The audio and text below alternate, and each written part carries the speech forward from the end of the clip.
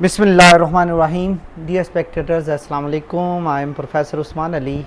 Again, we are together again, and now we are going to discuss very important another article of chapter 1, basic concept, first year, and that is molar volume. First of all, we have discussed the mole. Next one is Avogadro's number, and third one is molar volume. ये तीनों articles जो है ये inter relate करते हैं एक दूसरे के साथ, और इससे जो अगला लेक्चर है उसमें हम स्टडी करेंगे कि किस तरह से हमने इन आर्टिकल्स को एक दूसरे के साथ रिलेट करना है. Next one is the article is molar volume. What is called as molar volume? Molar volume is equal to 22.414 dm cube.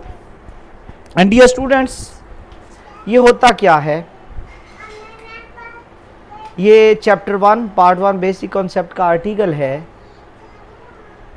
तो मोलर वॉल्यूम पढ़ने से पहले हमें ये कॉन्सेप्ट होना चाहिए कि एसटीपी क्या होता है. What is called as STP? Standard temperature and pressure. What is standard temperature? And dear students, 0 degree centigrade is standard temperature and pressure is 1 atm, और temperature is 273 kelvin. 0 degree centigrade को 273 kelvin भी लिख सकते हैं, और pressure 1 atm की जगह हम 760 मिलीमीटर ऑफ मर्करी भी लिख सकते हैं. एंड डियर स्टूडेंट्स, अब हम मोलर वॉल्यूम की डेफिनेशन देखते हैं. What is called as molar volume? ये हम एक पिक्चर देखते हैं, पिक्चर के ज़रिए हम इसको क्लियर करने की कोशिश करते हैं. मोलर वॉल्यूम होता क्या है? अगर आपके पास कोई भी गैस आइडियल हो, आइडियल फ़र्ज़ है ये आइडियल होना ज़रूरी है. आइडियल गैस वो होती है डियर स्टूडेंट्स जो ऑल गैस लॉज को, Boyle's law, Charles law, Avogadro's law को फॉलो करती है. उसका जो एक मोल होगा, एक मोल किसी भी आइडियल गैस का एक मोल हो किस पर? 0 डिग्री सेंटीग्रेड पर, 273 केल्विन पर और 1 atm प्रेशर पर. अगर एक मोल हो किसी भी आइडियल गैस का तो सब का वॉल्यूम क्या होगा? 22.414 dm क्यूब या लीटर. इसको बोलते हैं मोलर वॉल्यूम. एक मोल का वॉल्यूम किसका? आइडियल गैसेस का. At STP temperature is 273 kelvin and pressure is 1 atm. Now Avogadro's law indicate that 1 mole of any gas, किसी भी गैस का एक मोल हो जाए STP पर तो उसका वॉल्यूम कितना होगा? 22.414 dm क्यूब. तो किसी भी आइडियल गैस के एक मोल का वॉल्यूम मोलर वॉल्यूम कहलाता है. और किस पर? At STP standard temperature and pressure पर. Same volume same molecule. अगर इक्वल मोल होंगे तो वॉल्यूम, एक मोल में वॉल्यूम है 22.414 dm क्यूब. तो एक मोल में मॉलिक्यूल्स कितने होते हैं? एवोगैड्रोस नंबर के बराबर. इसका मतलब है एक मोल होगा तो वॉल्यूम कितना होगा आइडियल गैस का? 22.414 dm क्यूब. तो उसमें मॉलिक्यूल्स कितने होंगे? एवोगैड्रोस नंबर के बराबर.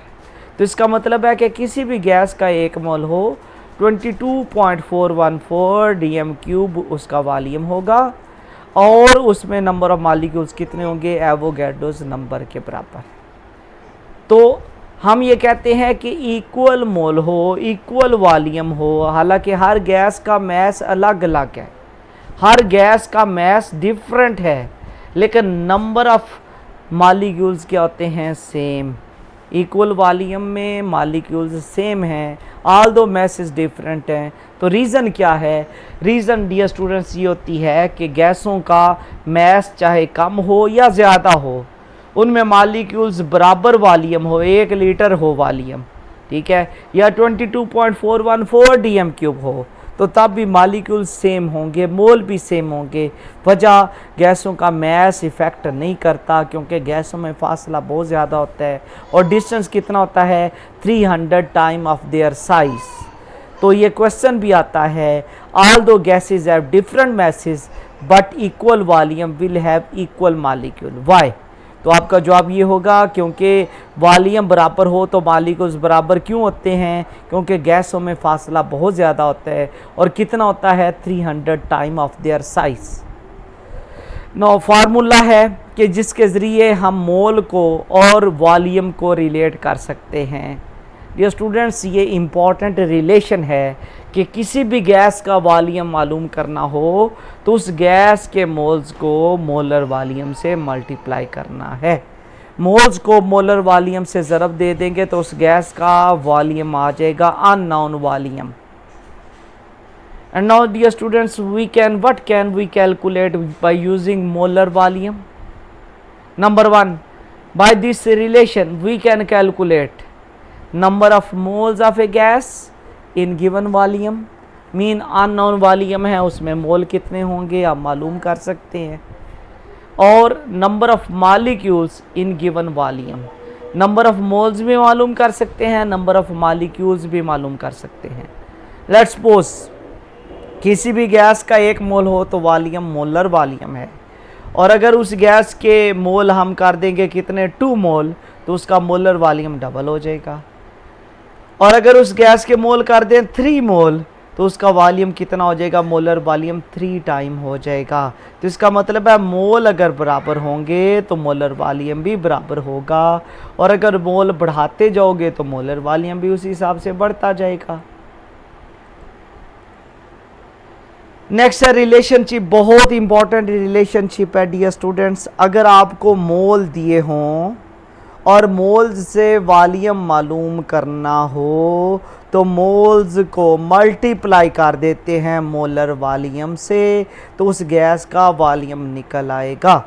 और अगर वॉल्यूम दिया हो और मोल्स पूछे हों तो वॉल्यूम को डिवाइड कर देते हैं मोलर वॉल्यूम से, तो उस गैस के मोल निकल आएंगे।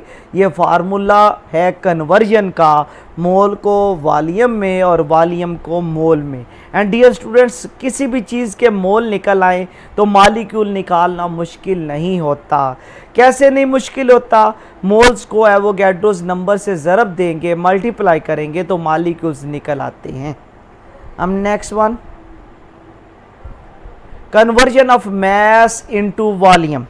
से आपको मैस दिया हुआ है अननोन गैस का, से मीथेन का मैस है, आइडियल गैस है, एसटीपी पर है, टेम्परेचर है 273 केल्विन, प्रेशर है 180 एम, तो 4 ग्राम का वॉल्यूम कितना होगा? हमने फार्मूला पढ़ा हुआ है, मोलर मैस मीथेन का 16 ग्राम पर मोल होता है।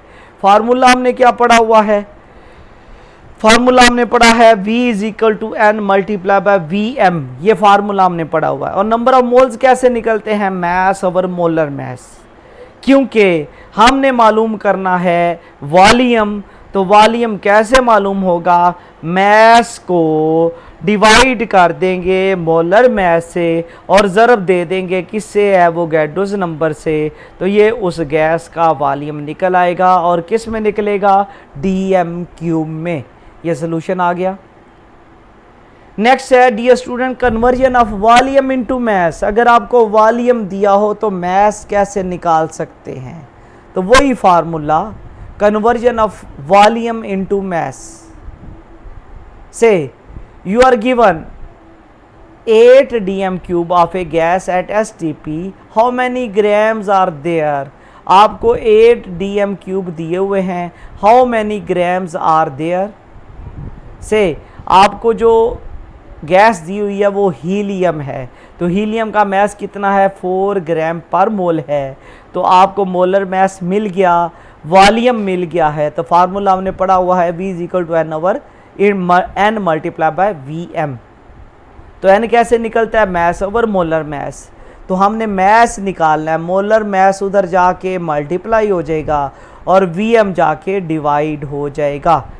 तो V कितना है? 8, मोलर मैस से ज़रब दे दी, मोलर वॉल्यूम से डिवाइड कर दिया, तो ये आंसर आ गया। तो उस गैस के हीलियम का मैस कितना होगा?